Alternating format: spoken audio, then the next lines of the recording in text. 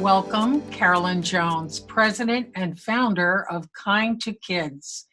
And if this pandemic isn't bad enough on families in stable situations that have enough of everything, it's terrible for foster children.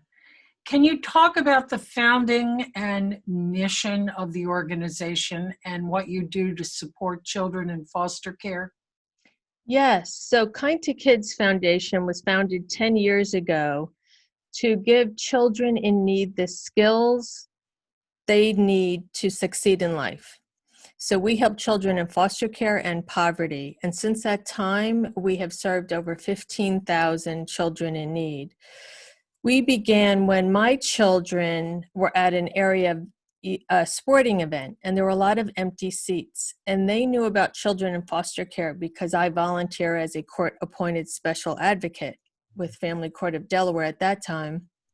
And I would share about the difficulties that children in foster care face and the trauma that they've endured. And they saw these empty seats and realized this is a wasted opportunity for children who otherwise could not attend. So that's how we started with events, and then branched into socio-emotional education programs called our Life Skills, a curriculum program for children in foster care, and now our more rigorous UGrad program for high school youth in foster care. And Carolyn, help us understand what these children go through and what they're going through really now, compounded by the pandemic. You know, you're in a strange home, a new home. Fill us in. Right. So a child's who comes into the foster care system has been abused or neglected and sometimes dependent, but you have a child who may often comes from a dysfunctional family, and they've been traumatized, and now they have to be removed from their family because it's not safe to stay there. And now they get placed in a new home with new people and new rules, and it's a lot to get adjusted to. So they are at risk, and they have a lot of things that they have to deal with.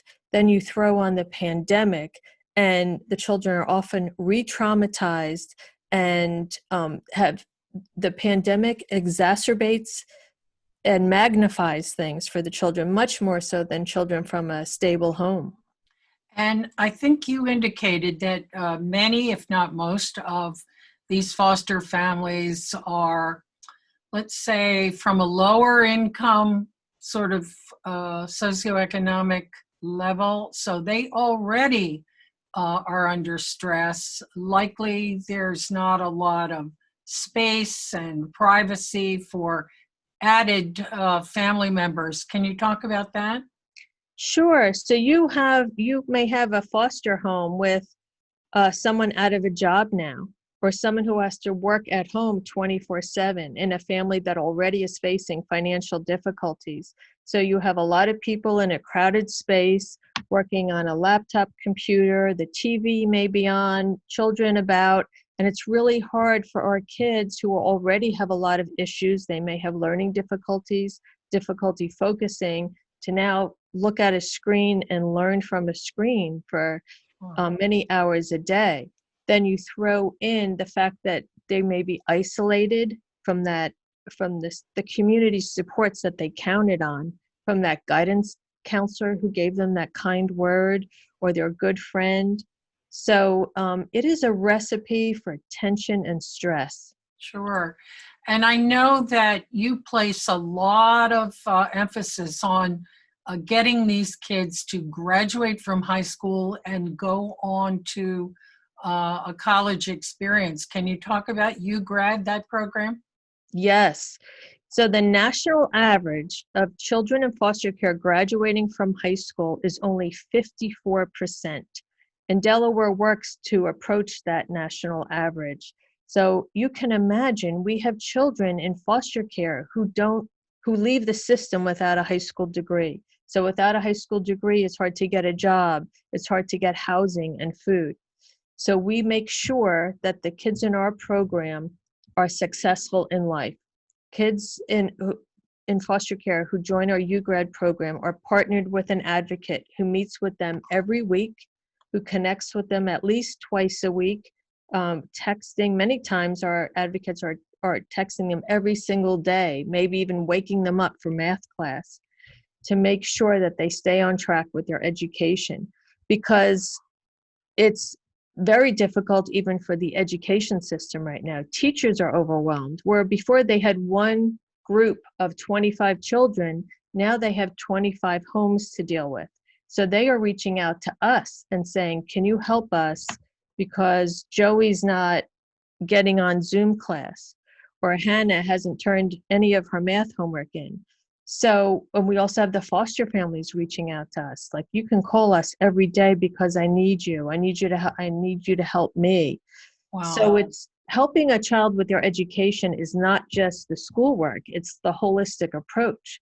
Because if someone's worried about their mom who's has a drug addiction issue, it's hard for them to focus on their schoolwork. Carolyn, how many kids are we talking about in Delaware in the foster care system? There's about 650 in the foster care system, and about 75 to 80 age out each year. Wow.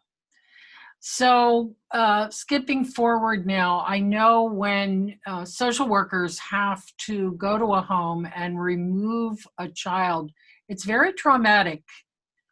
And you have created something called the Blue Duffle bag. Can you explain? Yes, the My Blue Duffle is an emergency care kit to help children enter the foster care system on what may be the most traumatic day of their young lives. And it has a beautiful teddy bear in it and a soft fleece blanket, and it has a helpful therapeutic book and fuzzy slippers and crayons and coloring book and toiletries and other items for teens who may enter the foster care system, because it sends a message of love and caring during a really painful time. And the social workers even tell us, it helps me with the child. I had one social worker who had to take a little 3-year-old from a home situation in the middle of the night. They got a hotline call. Mom had an issue with drug addiction, and the little girl was terrified. She had no idea. So little Mary, who's terrified, all of a sudden the social worker gives her, she said, and then I could give her that beautiful blue duffel, and it changed everything. And she held on to that bear, and I put the blanket around her little legs to keep her warm while I took her to the new foster home. And she said, and I was so grateful, and it helped me let her know that we were trying to care for her. How can we, the public here in Delaware, most help you? I know you are our foundation and you accept contributions, but that plus, or how can we help? Yes, so you can help by getting the word out, by learning about the difficulties of children in foster care, raising awareness. We have people who do businesses, schools, churches, religious organizations, and groups do My Blue Duffle events for us, where they all come together and put together My Blue Duffle emergency care kits. We have we have an Amazon wish list on our website, kindtokids.org, for gifts for the holidays. We work with Division of Family Services to make sure every child in foster care gets gifts for the holidays. So you could get on that list and order something. It'll come right to our office, and we will give it right to a child in foster care.